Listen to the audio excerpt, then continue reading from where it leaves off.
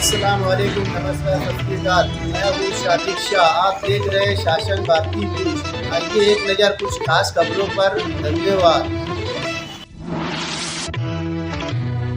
अब वक्फ amendment bill के जरिए डराना चाहते हैं, यूसीसी यूनिफॉर्म सिविल कोड की बात करते हैं, तो मुसलमानों का एनकाउंटर करते हैं, मुसलमानों का समाजी बायकॉट की बात करते हैं, तो कोई मस्जिद में घुस के मारने की बात करता है।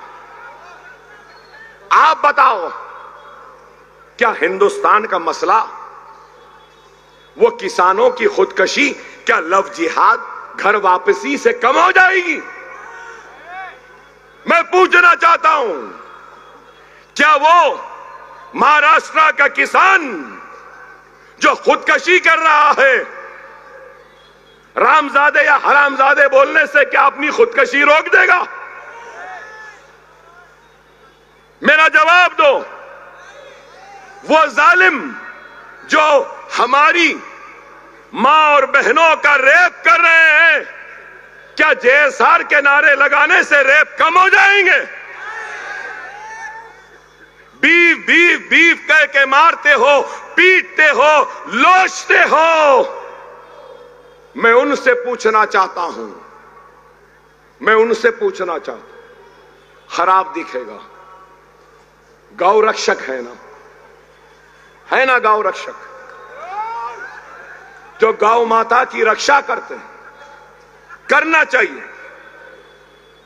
हिंदू मजहब में गौ को माता कहा जाता है और उसका कोई रक्षक है तो अच्छा है, गलत बात नहीं है,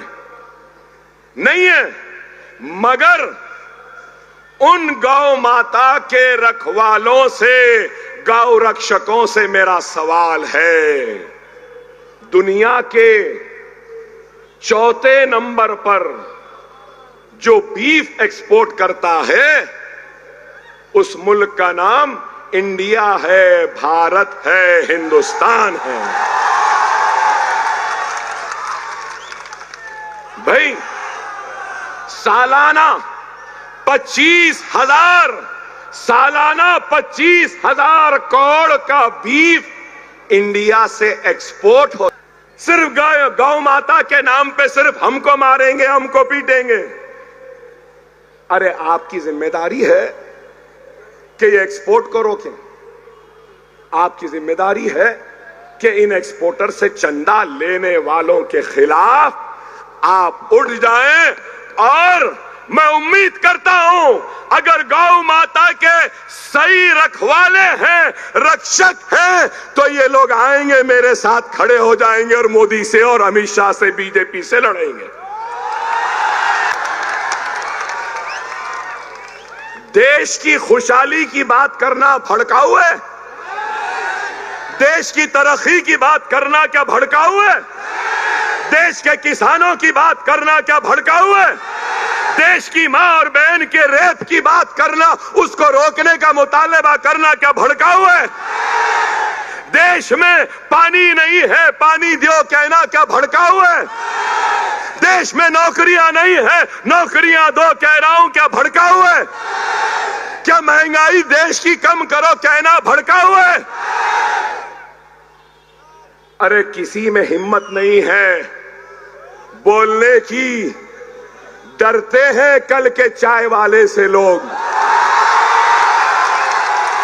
मगर हम नहीं डरते। और यहां पे बीजेपी हो, आरएसएस हो या फिर उद्धव ठाकरे हो, ये किसकी आइडियोलॉजी को मानते हैं? हिंदुत्व की आइडियोलॉजी, वीर सावरकर की। सही है या गलत? वीर सावरकर की आइडियोलॉजी को मानते हैं ना, और गोलवालकर को मानते हैं ना। सही है ना? अब सवाल इस बात का है कि कांग्रेस किसको मानती है? तो कांग्रेस बोलेगी हम गांधी को मानते हैं। तो सवाल यह है कि गांधी सावरकर से कैसे मिल गया? क्या क्या राहुल गांधी, सोनिया गांधी, प्रियंका गांधी वीर सावरकर की तारीफ कर सकते हैं? क्या राहुल गांधी, सोनिया गांधी बाल ठाकरे की तारीफ और खसीदा पढ़ सकते हैं? क्या उद्धव ठाकरे वीर सावरकर को छोड़कर गांधी को मान सकते हैं? अरे ये तो गोडसे को मानने वाले हैं। तो फिर ये लोग कैसे एक हो गए? आइडियोलॉजी कहां है? ना खाऊंगा ना खाने दूंगा। अजीत पवार हजारों करोड़ खा के हजम करके जेब में रख के निकल गए, आपसे मिल गए तो ये ईमानदार हो गए। वाह, मिस्टर मोदी के पास तो एक वॉशिंग मशीन है, करप्ट लोगों को लाते हैं, उसमें डालते हैं, धो देते हैं, साफ। अरे आप बताओ, याद रख लो, अजीत दादा पवार आते हैं एक कैंडिडेट के लिए, यात्रा निकाले ना आपके पास। अरे भाई होशियार, अगर आप उनको वोट देंगे तो वो वोट आपके लेकर ले जाकर मोदी के कदमों में डाल देगा। क्या आप चाहते हैं? क्या आप मोदी को वोट देंगे?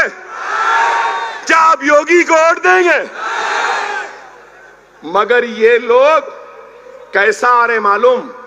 ऐसा खाना नहीं, ऐसा आ रहे, दूर से।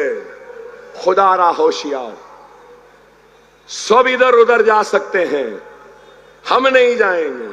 अब यहां पे ठहरे लोग, हाँ समाजवादी की भी आइडियोलॉजी है, सोशलिस्ट, यादव की। तो अब लोग बोलेंगे अकबर साहब आपने सावरकर कहा, आपने गांधी कहा, आपने सोशलिस्ट कहा, आपकी आइडियोलॉजी क्या है? मेरी आइडियोलॉजी और मेरे हीरो मोहम्मद मुस्तफा सल्लल्लाहु अलैहि वसल्लम, मेरी आइडियोलॉजी सुन्नत रसूल अल्लाह, ये है, यही है।